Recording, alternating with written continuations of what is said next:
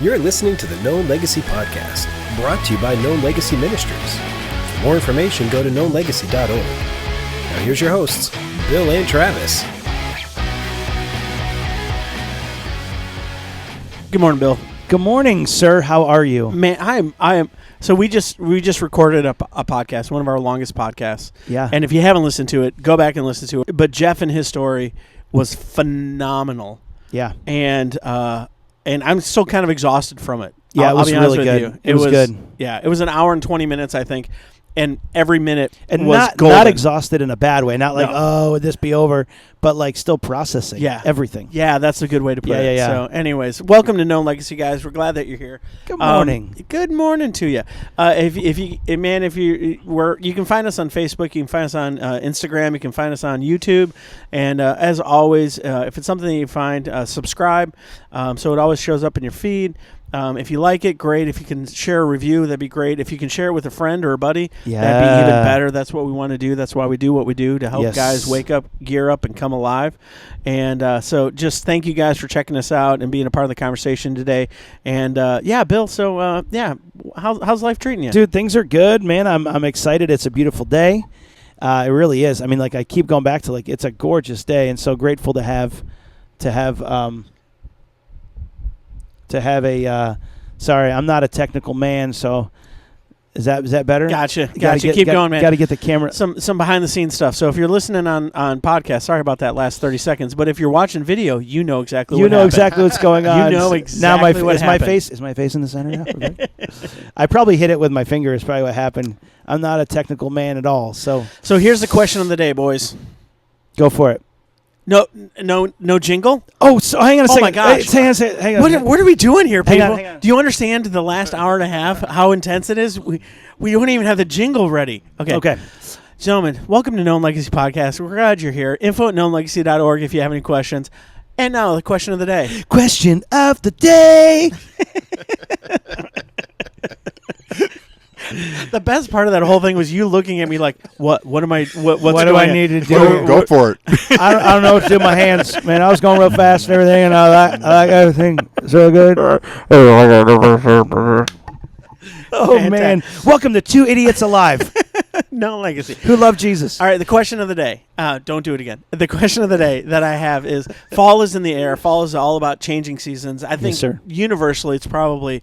it's the best season. Let's be honest. It's a beloved season. And if you don't, you're a communist. That's fine. If you think another season's better, you're a communist. Go. We have no need for you. Anyways, the amber waves of grain. Correct. They're amber in the fall. Thank you yes, very they much. are. That's all you need to know. That's all you need to know.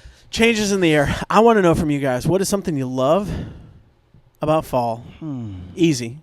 What is something you hate about fall? Maybe a little bit difficult. Maybe a little challenging for that hate. But I'd wager bet there's something that we all, that's just like, oh, I hate this. I feel like Kyle's ready. Are you ready, Kyle? I'm ready. Kyle, our producer in the corner. No one puts Kyle in the corner. No one puts Kyle in the corner. So. Hungry eyes. Low T. Number one thing, college football. Is that the love? That's the love. Oh, yes. What I hate. Okay.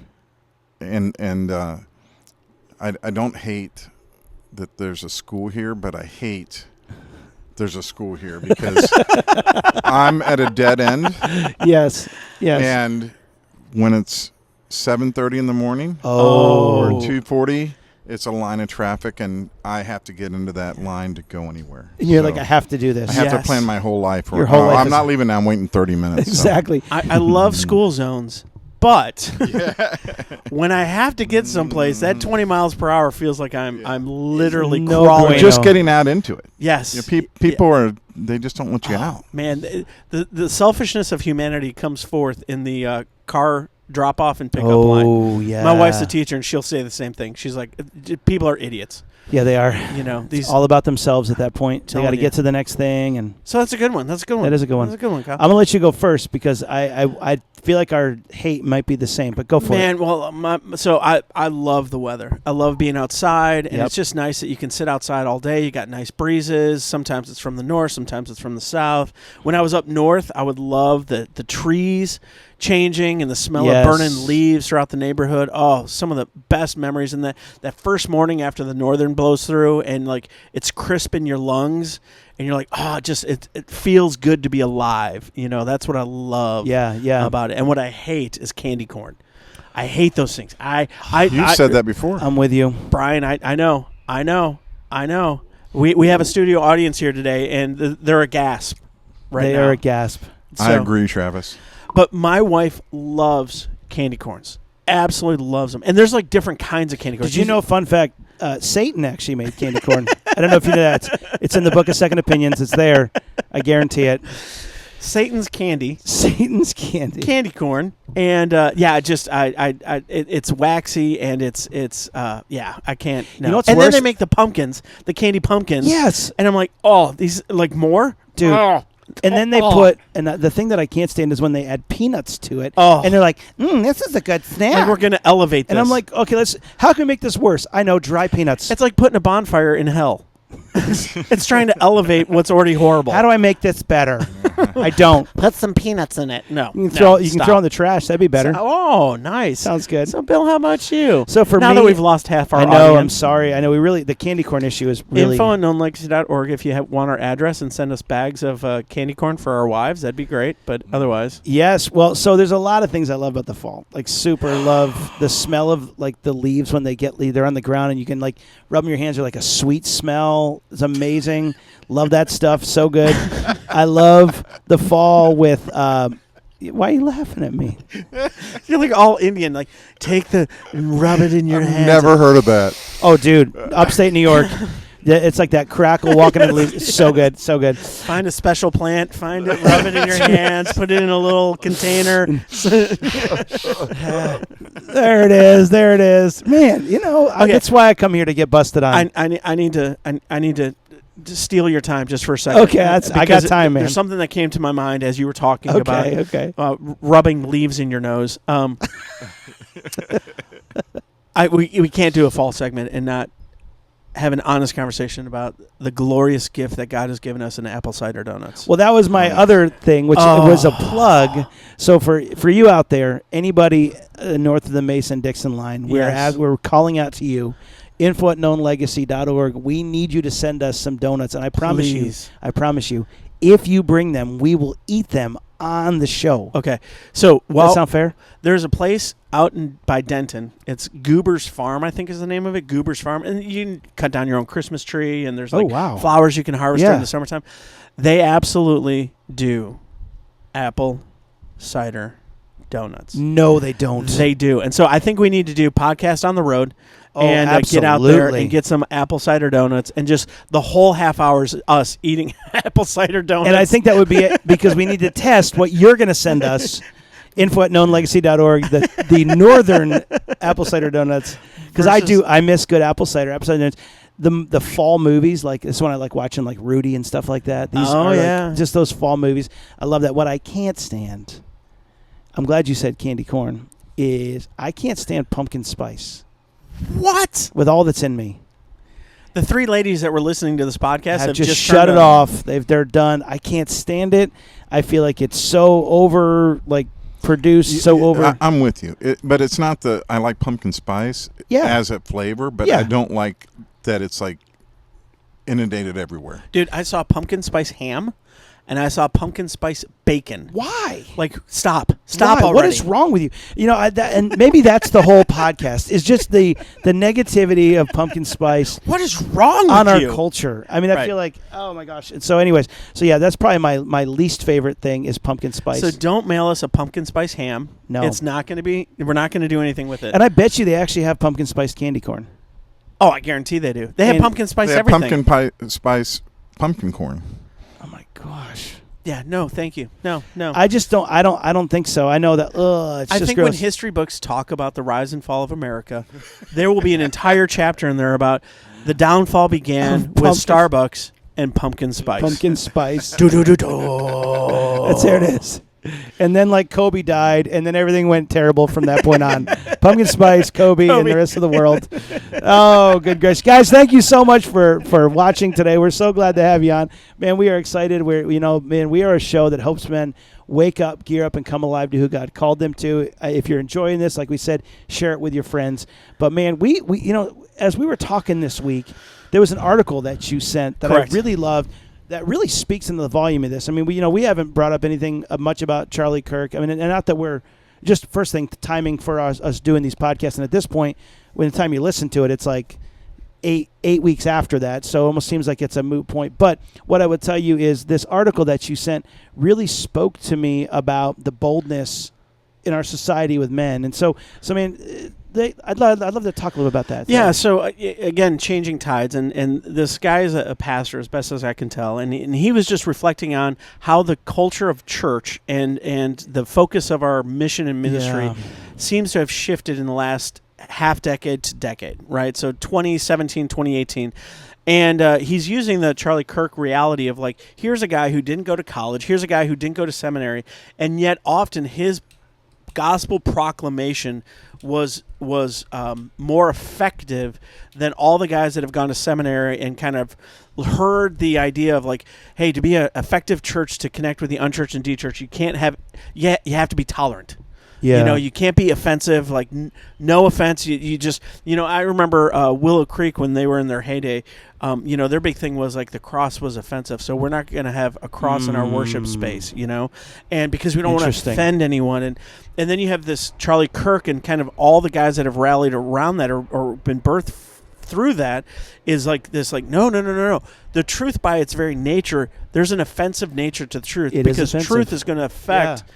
And collide with what you think is true, and you're going to have to come to a reconciliation. Either what I think is true, or I'm going to have to wrestle with it, which is conflict, and submit to this higher authority of the gospel truth. Yeah. And I just thought, so I'm going to read a part of it to kind of get the conversation going. So it goes... and it's by Michael Clary. We'll go Clary. Thank you, Michael, if you're listening.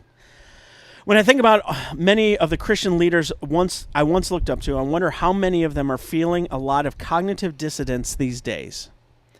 In my seminary early church planting days, I was taught a model of cultural engagement that emphasized non-offensiveness as a ministry non-negotiable. Yeah. Like you cannot be offensive. You have to be very gentle and kind and almost nicer than God, if I could put it out there. Like this idea of like you have to be nicer than God. Yeah. Yeah. And he continues on.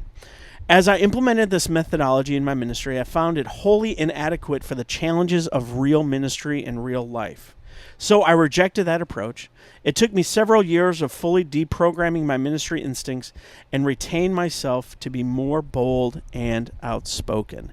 And what I find with that is just my personal, this is very similar to where I'm at right now in this I have a chance as a church planter to go into a lot of different churches and partner churches. And there's some that are being very bold in the proclamation of grace and forgiveness and the need for forgiveness. And they're kind of coming at it with both barrels loaded, so to speak.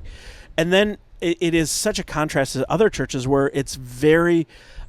they'll talk about things, but they won't talk specifically about things. They'll kind of allude to things, but they don't want to overstep that bound. And it just like those ministry moments for me, I'm like, woefully inadequate, leave empty, don't leave challenged or encouraged or really comforted by what the gospel should bring. Yeah. Well, what's been your experience? Because I know you're all over the place as well. I'm feeling that too. And again, I think it's hard, it's like, because we both come from a point of grace. Like we understand when churches are like, man, we've got to keep the lights on, we got to do these things, but it's almost like we've moved to that point to where how do we toe the line? Because when you're in ministry, these people that you're trying to, I guess I'd say, convict are also paying your salary, and so there's this moment where it's like, how do I do that? I think that is a tough subject. In fact, one thing that stuck out to me was he said, we need men of courage and conviction these days, but the evangelical leadership that shaped the last generation of pastors train men to bury their courage. Yes. How many men go to seminary and graduate more on fire for Christ? This is not a ripping apart seminary, everybody. Like, so I get that. But I think what it does is this speaks into the heart of the guy who's like, I haven't been to seminary. And I think more than times have I had guys that say, hey, I need you to lead this life group. Well, I don't know enough. Right. And I think that's what I really want to hit there is you know enough. Have you come to know the Lord? You know enough. Have you sought the Lord for wisdom in your marriage? You know enough. And it's this boldness that now I'm seeing this young generation, which I have heard that the largest group of people that are coming back to the church right now are 18 to 24-year-old men. Correct.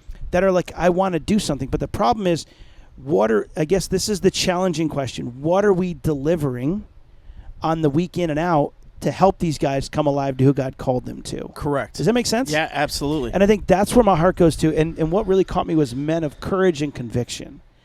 And I think so many guys that I've journeyed with have walked away and gone, okay, I'll do better next week. Instead of, I'm going to speak life this week. Right. I'm going to, in the drive-in line, I'm going to share hope however I can. And if that leads to a conversation, awesome. But I'm going to come alive so much that people are like, what is so different about you?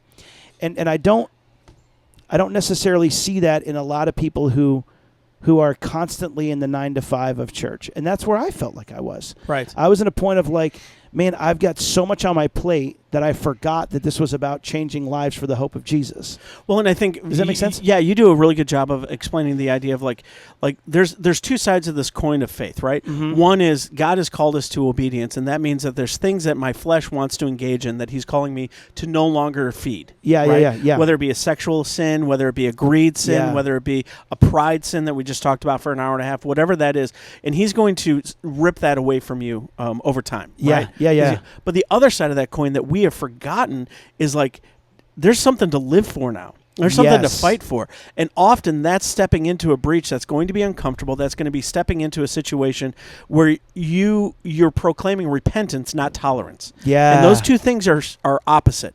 Tolerance is you're doing something that God is against, but for the sake of the, like, I don't want to offend you. So what we'll do is we'll change our doctrine and theology to affirm you in what you're doing, to be tolerant to you in what you're doing, because I'm hoping that somehow you'll find God. Instead of what Jesus did, is he was this God that loved mercy and grace. So this does not give us permission to be abusive, but this gives us permission to say, no.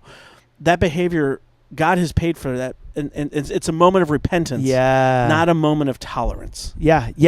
You know, I think we forget. So when I was younger, I lived near train tracks, and I mean, I remember they would leave like the train yard was about a quarter of a mile away from my house, if not a little bit more, and every time they would be blowing that horn to acknowledge, hey, we're starting, we're going, get off the tracks, and somewhere we have kind of looked at tolerance as almost like believing like, hey, if this person's laying on the tracks, we're like, well, I want to tell them, but I want to tell them really gently, and maybe someday I'll let them know. Like, right. Guys, the train is coming. And for us to not proclaim the truth, for us to not live it so much that they're like, I want to get off the tracks, what you have is so much more life. Instead, we're letting them just stay on the tracks where they get run over. Right. This isn't a matter of us.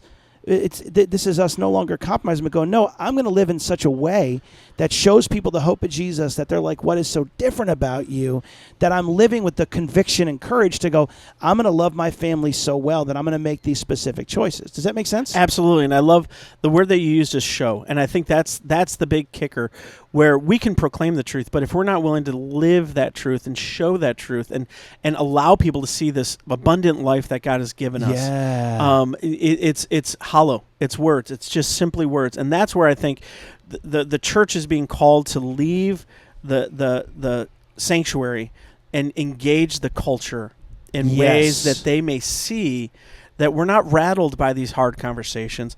I, in truth, can stand here and listen to all the accusations. I can listen to all of the hate that would be thrown at me as someone who's bigoted and everything else, but to sit down and say, no, God still loves you. Like whatever you're throwing at me, I know I'm just wearing a mask of something that you're fighting, but I just want you to know God is actually for you. He's not against you. And there's not rescue in that lifestyle. There's not rescue in that direction. Yeah. Rescue is only found in this repentant heart of saying, God, I have been against you and what you have ordered within our culture and within this world. Yeah. And I want to submit and surrender to you and your lordship. And then to see the peace that comes, to see the forgiveness that comes, and see the life transformation that happens in that moment, I think again, they got to see it. Yeah. Not just hear about it, but actually see it. You know, it reminds me of like, I just put like a medieval times kind of twist, not the place medieval times, but a medieval kind of moment where, man, we have all these guys who have studied and they've learned the word and they know these things, and it's like we're all sitting there in the armory learning how to fight, learning how to wear our armor, but never actually going out and fighting it. And right now, guys, the call we need is men to go, I'm going to step out. And am I going to screw up? Absolutely. Am I going to be misquoted? Yes, I am. I mean, everybody I know who knows the Lord gets completely misquoted at some point. Yes. In their journey. And then they use a snippet of their video, and like Cliff Nechtel is one of the guys. Yes. And people misquote him all the time. But you know what he did? He didn't take that and not do anything else. Right. Because he knew that the relationship and the person to person that he was with, man, they knew who he was. The world needs us to not just sit there and learn more, but to make the phone call to our neighbor, to make the phone call to a buddy at church and go, hey, let's just go out and have a conversation. And that person is what matters. And again, the word doesn't return void. It's like we just talked about with in this last one, with Jeff. If you didn't get a chance, or if we're going to do, make sure that you listen to this one. That God's word doesn't return void. Jeff, in the middle of his journey of all the money, of all the fame, read the Bible, not knowing anything about it. That's where it started. If you notice that in Ecclesiastes, he read it and he was like, "This is all meaningless." Right. The word does not return void. So you may share truth with somebody, and in that moment, they may not take it. And for you to go, I'm now saved, like, thank God. Right, But right. but know that you're putting a God-ordained rock in their shoe by the way that you speak life to them, by the way that you love your family, by the way that that the decisions that you make out. I mean, it could be something as crazy. Guys, be this daring. When you go out to dinner again with your family in our completely, capitalistic environment that we've got enough money to do that, to ask the waiter how you can pray for them. That might be the little start that you need to go, right. I'm going to just be bold. That might be where I start. Hey, how can I pray for you? I'm a believer. And see what the enemy does in that moment and right. the lies that you believe. This guy doesn't want to know that. Are you kidding me? People are hopeless without Jesus. And so for us to sit there and go, I'm going to go to another study and I'm going to learn some more. And then guess what? After that, I'm going to go learn some more and do nothing with it. And we have the boldness. We have the only hope in the world. And guys, the courage, the conviction to go, if this is really true, I'm going to do it. If not, stop going to church. I saw an interesting video the other day, and it was this concept, this idea is like, there's weight room strong, and then there's farmer strong. And farmer strong is always going to be stronger than weight room strong. Because weight room, you're kind of in this isolated, fictitious kind of situation where you're just focusing on one muscle group or whatever. Farmer strong, you got to be strong at all times with all things, and you just go without quit. Yeah. Right? Yeah. And I think that's what we're talking about. Like gentlemen, it's time for us to leave the weight room and Yes. to get out and be in the field. Yeah. Just be in the fields and let God work out our faith as we're in the fields. And here's the other thing that I would caution against. It has to be motivated by love, like genuine love. Like the person that is oppressed with transsexuality and their identity issues, we have to love them enough to tell them with grace and mercy the truth of how God created them and how God has so much more for them than their sexual identity. Yeah. Right? We have to be willing to step in, but not out of hate and not out of fear and not out of condemnation, but genuinely saying like I love you enough that I want eternity for you. Yeah. Yeah. And so I'm going to in this relationship share this with you. I'm not just going to throw lob hand grenades of grace all over the place and then watch stuff blow up and go, I'm faithful. Look what I did. No. Yeah. It has to be motivated by this deep sense of love, like eternity is on the line. Yeah. And hope is on the line. And so how do I share with them the truth of the good news of God? Yeah. And let the Spirit do what the Spirit can do with genuine love for them. I think at this point we're at a turning point. Where people are, I didn't mean that. People are angry right now. Believers are angry of what happened. And I think a lot of them are in this point. From the conversations that I've had, so these aren't just an idealistic thing. People are angry about wanting to do something, and there's this point of we can be angry and we can look at these people like I want to, say this. I want to build a defense to destroy them, or we could be angry at the real enemy, right, and say, man, you have deceived Ephesians these 6. people long enough. Exactly. There's an unseen battle going on that we've forgotten about, and it's come to light.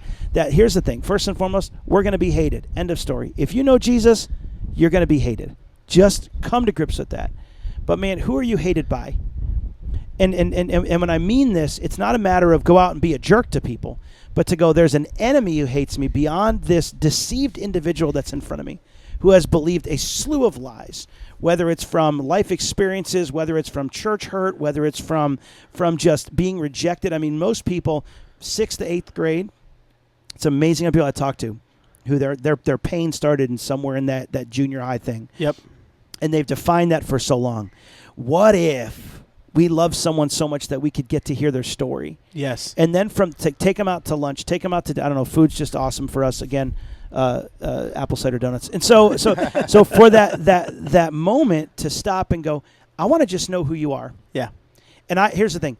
If you know Jesus, then you have the only hope in the world. John 14:6. I want you to hold on to that. That as you walk into someone who may be able to refute something better than you, may be able to give you all the proof as to why you're wrong, for you to just love them.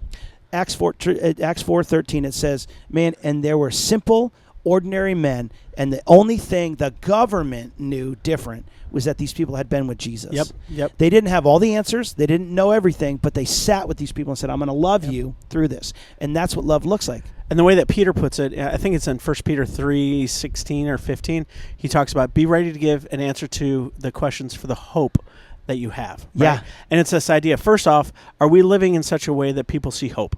Yeah. Are we living close enough to people that they would observe hope? Yeah. And then are we open enough that they would ask the question, right? And then we're able to answer and point them to Jesus. And I think that posture again of being willing and ready to answer that question would be amazing. A ready defense. Like the fight isn't to win the fight. The fight is to show them Jesus. Correct. And if we can show that's them, golden. If we can show them Jesus through our actions, if we can show them Jesus through going home and going, hey, I'm like if you're sitting there going, I'm nervous, how do I do this?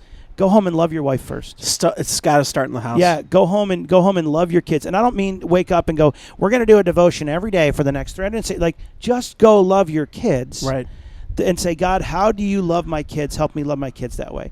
Start there, build the muscle of that, and then go, God, how do I love my coworker? Yeah. How do I love the person in the takeout line? Yes. How do I love the person who gets my coffee, who has too many pronouns that I don't even know how to understand, but I want to try to understand where that came from. How do I love the person that's blocking me from getting out of my neighborhood because at 2:40 in the afternoon? How do I love them? Yeah. And I think that's the call to action, is to take, I know enough truth, God, that with the truth that you've given me, what do I need to do with that now? That's it. Yeah. And then start walking in that. That's men of courage. That's men of conviction. That's waking up, gearing up, and coming alive. Exactly. And guys, that's what we want for you. So this is where I think you take your anger. This is where I think you take your frustration and go, God, what do I do with this? I know you. What have I done to share you with others? Because if it's really changed me, then I know that this is really going to change everybody else. Love it. Love it. Thank you, Bill. Great conversation. Kyle, anything you want to add? No, good job. All right. Thank you so much. Guys, do us a favor.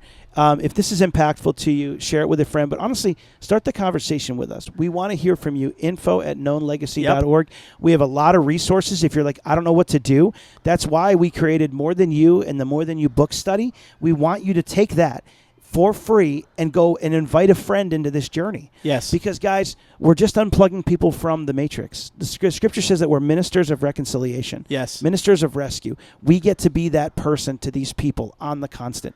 Be that person. Have the courage to step up and call some friends and invite them into the journey, because they're waiting for you. They are hopeless without that. Love it. God bless you guys. Have a great week, guys. Thanks for listening to the Known Legacy Podcast. We'd love to hear from you.